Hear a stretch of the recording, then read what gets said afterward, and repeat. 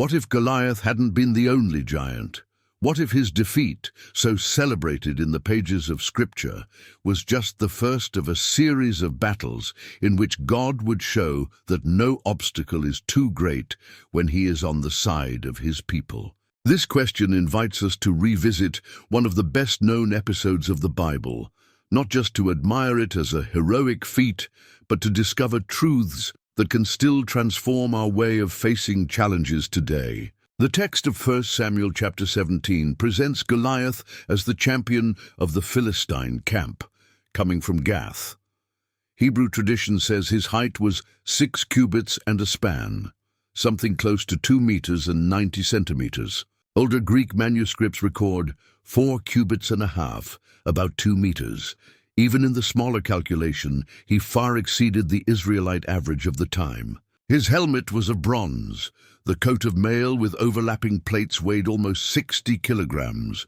The leg armor was also of bronze, and the iron of the spear reached 7 kilograms. Ahead of him walked a shield-bearer carrying a shield the size of a man. Even before opening his mouth, the giant was already intimidating. Goliath proposed a duel of representatives. Choose a man, and have him come down to me. If he defeats me, we will be your servants. But if I defeat him, you will be our servants. 1 Samuel chapter 17, verses 8 to 9. For 40 days, morning and evening, he repeated the challenge, while Saul's army retreated in terror. 40 days of mocking voices can paralyze any heart. In this scenario appears David, the youngest son of Jesse, who came from Bethlehem bringing bread, roasted grain, and cheese for his brothers. He was not part of the combat ranks. His mission was to deliver supplies and return with news. Upon arriving, David heard the Philistines shout and saw the Israelite soldiers fleeing to their tents. Indignant, he asked, "What will be done for the man who kills this Philistine and removes this disgrace from Israel? Who is this uncircumcised Philistine that he should defy the armies of the living God?" 1 Samuel chapter 17, verse 26. When his words reached Saul, the king tried to dissuade him. "You are not able to go out against this Philistine and fight him. You are but a young man, and he has been a warrior from his youth." David replied with memories of lion, bear, and protected flock. He trusted in the Lord, who had delivered him from the paws of the beast. Saul offered his own armor, but David did not feel comfortable. David took off the equipment, picked up his shepherd's staff, chose 5 smooth stones from the stream, and put them in his bag. Armed only with a sling and faith, he approached the giant. Goliath ridiculed him. "Am I a dog, that you come at me with sticks?" David replied, "You come against me with sword and spear and javelin, but I come against you in the name of the Lord Almighty." 1 Samuel chapter 17, verses 45 to 46. The rest is known. David ran, spun his sling, and the stone struck Goliath's forehead, causing the giant to fall. Without his own sword, the shepherd wielded the enemy's blade and cut off his head.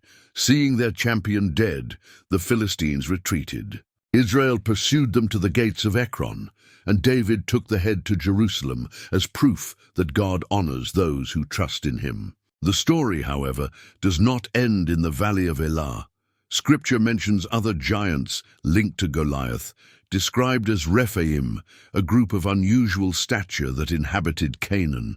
In 2 Samuel chapter 21 and 1 Chronicles chapter 20, we read about 4 of these giants. Ishbi-benob, with a bronze spear weighing 3 kilograms, tried to kill David, but was stopped by Abishai. Zaph fell before Sibbecai the Hushathite, and Lahmi, Goliath's brother, was killed by Elhanan of Bethlehem. The 4th giant, with 6 fingers on each hand and foot, mocked Israel, and was killed by Jonathan, son of Shimea, David's brother. The text concludes, "These 4 were descendants of Goliath in Gath, and they fell at the hands of David and his men." 2 Samuel chapter 21, verse 22. Why does the Bible preserve these accounts? In part to show that the victory over Goliath was not an isolated stroke of luck. The faith that moved David became a legacy for his men. They learn to face disproportionate adversaries. Thus, the story teaches three practical principles. First, the size of the problem does not define the outcome. Whatever the giant, whether it's debt, addiction, illness, or a broken relationship, it is not bigger than the God who calls us. Recognizing one's own limitation is not weakness. It is the first step to depending on the Lord. Second, courage is contagious. David inspired Abishai, Sibbecai, Elhanan, and Jonathan. Our acts of faith can encourage others to believe. When we resist temptations or forgive, we show that giants can fall.